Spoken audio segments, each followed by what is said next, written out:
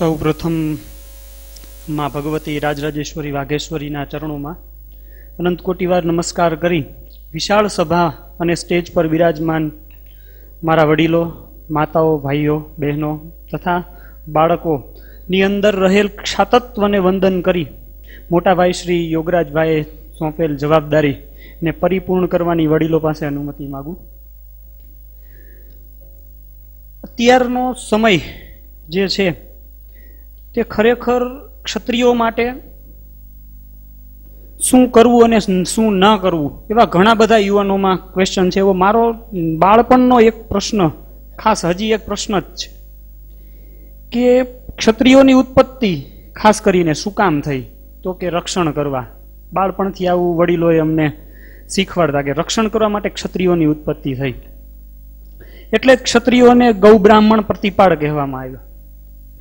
તો આ સમયની અંદર આપણી ફરજ શું, આપણું કર્મ શું, જેને આપણે ક્ષાત્ર કર્મ કહીએ તો એ શું, એ પ્રશ્ન કાયમ મૂંઝવતો રહે. પછી ધીમે ધીમે વડીલોના માર્ગદર્શનથી એવું જાણવા મળ્યું કે હવે આપણે કોઈ રયતની રક્ષણ કરવાની જરૂર નથી, કારણ કે રયતને જ આપણી જરૂર નથી. તો શું? તો ક્ષાત્ર કર્મ શું? તો કે રક્ષણ તો ખરું જ, પણ શેનું? આપણી સંસ્કૃતિનું. લુપ્ત થતી સંસ્કૃતિનું રક્ષણ કરી શકીએ આપણે તો આપણું ક્ષાત્ર કર્મ યથાર્થ ગણાય. આથી આપણી સંસ્કૃતિની જો વાત કરીએ તો સૌ પ્રથમ જ્યારે સિકંદરે ભારત ઉપર આક્રમણ કર્યું, એલેક્ઝાન્ડરે, ત્યારે એના ગુરુ એરિસ્ટોટલે એને સૌ પ્રથમ કીધેલું. આ જ વાક્ય એરિસ્ટોટલને એના ગુરુ પ્લેટોએ કીધેલું, અને એ જ વાક્ય પ્લેટોને સોક્રેટિસે કીધેલું. સોક્રેટિસ એટલે યુરોપિયન કન્ટ્રી, ફ્રાન્સ ને બધાનો એમ કહેવાય ને કે સૌથી મોટો વિચારક વ્યક્તિ, તત્વજ્ઞાની વ્યક્તિ. આ તત્વજ્ઞાનનું નોલેજ એને તક્ષશિલા વિદ્યાપીઠમાંથી મળેલું. આ જ વાક્ય સિકંદર જ્યારે વિશ્વ વિજય માટે નીકળ્યો ત્યારે એના ગુરુને પૂછ્યું કે હું વિશ્વ વિજયી ક્યારે કહેવાઈશ? ત્યારે એના ગુરુ એરિસ્ટોટલે એવું કીધું કે તમે જ્યારે કોઈ પણ ક્ષેત્ર જીતશો અને જીતીને આગળ વધી જાશો ત્યારે એ ક્ષેત્ર ઉપર ફરીથી યાના રાજાને યાની સ્થાનિક પબ્લિકની મદદથી એ ક્ષેત્ર સ્વતંત્ર થતું જશે. પણ તમે જે તે ક્ષેત્રની સંસ્કૃતિ ઉપર હાવી થઈ જાશો અને એની સંસ્કૃતિ ઉપર તમારી સંસ્કૃતિને હાવી કરશો તો તમે સાચા વિશ્વ વિજયી કહેવાશો. આ વાક્ય મૂળ તક્ષશિલાનું, અને આ જ વાક્ય ચાણક્યએ કીધું આપણને કે જે સમાજ એની સંસ્કૃતિને ભૂલી જાય છે એ સમાજનું પતન નિશ્ચિત છે. આવું ઘણી બધી સભાઓમાં વડીલો પાસેથી આપણે સાંભળેલું. એટલા માટે આપણી ક્ષાત્ર સંસ્કૃતિનું મુખ્ય જો કોઈ પાસું હોય તો આપણું ક્ષાત્ર પરિધાન, જેની અંદર ક્ષાત્ર પરિધાનમાં આપણે ઘણું બધું આવે. આપણે ખાલી પાઘડી જ જોઈએ છે. પાઘડી એવું નથી.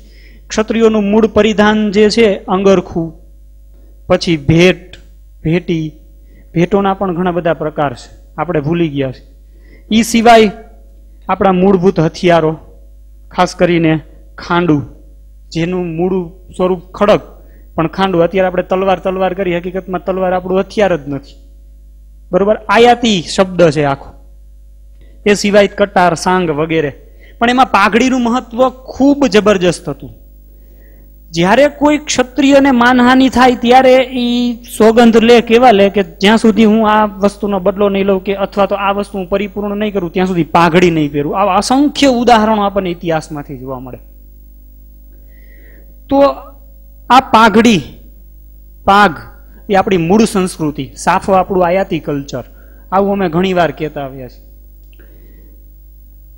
અમે જે એક્ઝિબિશન કર્યું વોટસન મ્યુઝિયમમાં, મેક્સિમમ અહીંયા બેઠેલા ઘણા બધાએ નિહાળેલું, ઘણા નથી, પણ એમાં અમે એક બુક રાખેલી જેની અંદર પોતપોતાનો પ્રતિભાવ વડીલો લખતા. એ પ્રતિભાવની અંદર મેક્સિમમ પ્રતિભાવ એવો હતો કે તમે દરેક પાઘડીના દરેક ટેબલ ઉપર જો કોઈ ગાઈડ રાખ્યો હોત તો અમને શાંતિથી સમજવા મળત કે આ પાઘડી કેવી રીતે બંધાય, ક્યાં પહેરાતી, શું આનું મહત્વ વગેરે વગેરે વગેરે. ઘણી પેલે એમાં તમે નેમ પ્લેટો નહોતી રાખી, આ તે અમારી ક્ષતિ હતી, માફ કરજો. પણ યોગરાજભાઈ આ વસ્તુને ધ્યાનમાં લઈ અને મને કીધું કે આપણે આ વસ્તુ સ્કિલ એવોર્ડ વખતે આપણે ફરીથી સમાજને આપણે પ્રસ્તુત કરીશું અને ફરીથી એનું આપણે સમાજને ખબર પડે કે આ પાઘડી કઈ કહેવાય, શું કહેવાય, આ તે.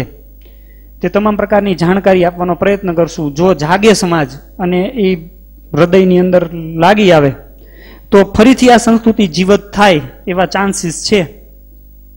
એટલે હવે વડીલો પાસે અનુમતિની અરજ કરીશ કે અમારું જે એક્ઝિબિશન થયું હતું એની આપણે ઝલક જોશું. એક આપણે આ જે પાઘડીઓ છે પ્રાંત પ્રમાણે કચ્છ વિસ્તારની કચ્છ મહારાવની પાઘડી આપ જોઈ શકો છો, 5 આંટીવાળી 4 આંટીવાળી. પછી કચ્છમાં કચ્છ અબડાસા વિંજાણની પણ જુદી પાઘડી હોય છે.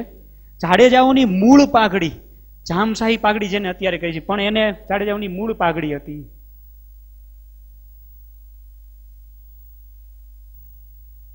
જે આપ જોઈ શકો છો. જામ વિભાજી પછી આ પાઘડી લુપ્ત થઈ ગઈ છે. પછી બારાડી પાઘડીઓ, બારાડી પછી બારાડી પાઘ આવે. જનરલી આ પટેલોમાં વધારે પડતી ફેમસ હતી. જે હાલારી પટેલો અને હાલારી રૈયત જે છે એ મેક્સિમમ પહેરતી. પછી હાલારી પાઘડી એ જ સ્ટ્રક્ચરથી બંધાયેલી રાજપૂતો પહેરતા. સોઢાની પાઘ છે હાલારી પાઘ, હાલારી પાઘડી. રાહ ની પાઘડી મૂળ જે ગાંફ અને રોજકામાં હાલ પણ ચુડાસમાઓ બાંધતા. પછી બાબીની બત્તી, જુનાગઢના નવાબની આ ખાસ ખાસિયત ભરેલી પાઘડી છે. ત્યારબાદ જુનાગઢના નવાબ બત્તી સિવાય આંટિયારી પાઘડી, જુનાગઢના નવાબોના દીવાનો જે મૂળ બારાડી પાઘડી બાંધતા. એ સિવાય ઓખાની આંટિયાળી આપણે ઘણા બધા ઓલામાં ગીતોમાં એમાં જોઈ શકીએ છીએ. પછી ઓખાની બાજુમાં આરંભડા અને ત્યાંના રજવાડાઓના વાઢેરોની પાઘડી. ત્યારબાદ પોરબંદર વિક્રમાદજીની પાઘડી પાઘ છે. ત્યારબાદ મેરની પાઘ. ત્યારબાદ આપણે જોઈ શકીએ છીએ વીરપુરની આંટિયારી પાઘડી, ઢાંકની પાઘડી. ત્યારબાદ આ પાઘડી કોટડા સાંગાણીની છે. ગોંડલની પાઘડી મૂળ 8 આંટીની પાઘડી હોય છે, આ 10 આંટીની છે. ભગવતસિંહજી 8 આંટીયાળી પહેરતા આ જ પાઘડી. ત્યારબાદ કાઠિયાવાડી આંટિયાળી પાઘડીઓ, 2 પાઘડીઓ છે, બંને અલગ અલગ એંગલથી પહેરાય છે. ત્યારબાદ આવતી આ 3 બાજુ આંટીવાળી પાઘડી. પછી કાઠિયારી આંટિયાળી પાઘડી. પછી ચકરી જે છે કચ્છમાં વાગડ ક્ષેત્રની ચકરી પાઘડી. ત્યારબાદ મોરબીની ચકરી પાઘડી. આ પાઘડી જે છે સૌ પ્રથમ વાઘજી ઠાકોર જે રીતે બાંધતા એ જ રીતે ઉપર 3 આંટીવાળી ચકરી પાઘડી. એની ઉપર જોઈ અને ચક્ર જે નિર્મિત થાય એના દ્વારા જ એને ચકરી પાઘડી કહેવામાં આવે છે. ત્યારબાદ વાંકાનેરની ચકરી પાઘડી જેમાં ઉપર 2 જ આંટીઓ જોવા મળે છે. ત્યારબાદ ગોહિલવાડ ક્ષેત્ર ની પાઘડીઓ આપણે જોશું. વડાની પાઘડી આંટિયાળી જે આપણે વલભીપુર. ત્યારબાદ લાઠીની પાઘડી.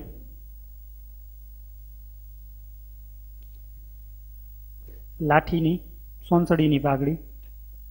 સામાન્ય ગોહિલવાડી પાઘડી જે અત્યારે ખાસ આપણને ફેમસ છે. ભાવનગર રાઓલ તખતસિંહજી બાપુની રાઓલ પાઘડી છે આ, જે અત્યારે કોઈ બાંધતું નથી, જનરલી લુપ્ત થઈ ગયેલી પાઘડી છે. ત્યારબાદ ગોહિલવાડની જ પાલીતાણા મહારાજા સુરસિંહજીની પાઘડી જે પણ અત્યારે લુપ્ત જોવા મળે છે, કોઈ નથી અત્યારે બાંધતું. ગાંગડ હાલ ગાંગડ સ્ટેટની પાઘડી.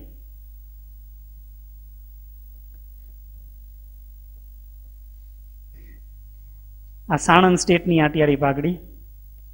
હાલના તમામ ઝાલાઓ ચુડાસમાઓ વાઘેલાઓ એ આંટિયાળી પાઘડી બાંધતા એ પાઘડી છે. આ સિવાય લખતરની પાઘડી.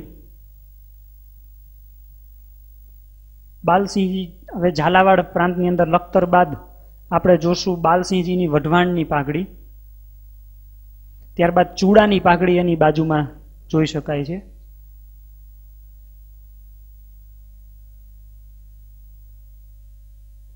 હવે જે છે એ મખવાન પાઘ જે ખાસ કરીને હરપાળ દેવજી જે ધમાલો બાંધતા એનું નાનું સ્વરૂપ છે, હાલમાં બાંધવામાં આવે છે. આ એકમાત્ર છોગાવાળી પાઘડી છે સાયલાની.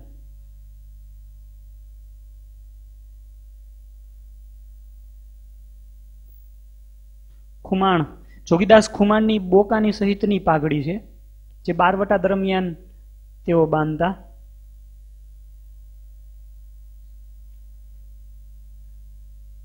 ત્યારબાદ બિલખાની પાઘડી, બિલખાની આટિયાળી પાઘડી. કાઠીઓમાં જસદણની પાઘડી છે આ. બાબરાની, બાવાવાળાની પાઘ.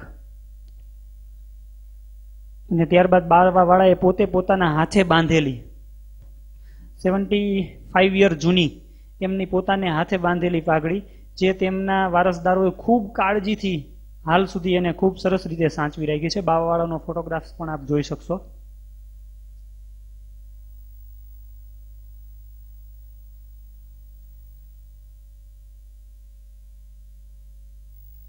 ત્યારબાદ મેવાડ, રાજસ્થાન. રાજસ્થાનમાં મેવાડની પાઘડી. આ જે પાઘડી છે એ લક્ષ્યરાજસિંહજી પોતાની અલગ ડેવલપ કરેલી છે. બાજુમાં રેડ કલરની પાઘડી છે એ લક્ષ્યરાજસિંહના પિતા અરવિંદસિંહજીની અરવિંદ શાહી છે. પણ એની બાજુમાં જે પાઘડી છે એ મૂળ ઉદયપુરી ઓરિજિનલ મહારાણાની પાઘડી જે છે યોગરાજભાઈ એ પોતાના માથે ધારણ કરેલી છે. એ જે મૂળ પાઘડી છે, મહારાણા ભોપાલસિંહ ગુજરી ગયા પછી મેવાડની મૂળ પાઘડી લુપ્ત થઈ ગઈ અને પોતે અત્યારે મહારાણા જે છે એ પોતે મોડિફાઈ કરીને પોતાની અરવિંદ શાહી અને પછી ત્યારબાદ લક્ષ્યરાજ શાહી પાઘડીઓ હવે અસ્તિત્વ ધરાવે છે. મારવાડની પાઘ, જેસલમેરની પાઘ.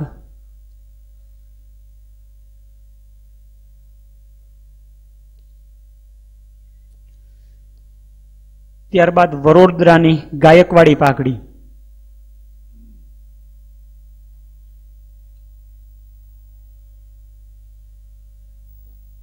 અમદાવાદી પાઘ. અમદાવાદ શહેરની અંદર તમામ જ્ઞાતિઓ, આ સિવાય ઓદિત્ય બ્રાહ્મણની પાઘ, નાગર બ્રાહ્મણની પાઘ.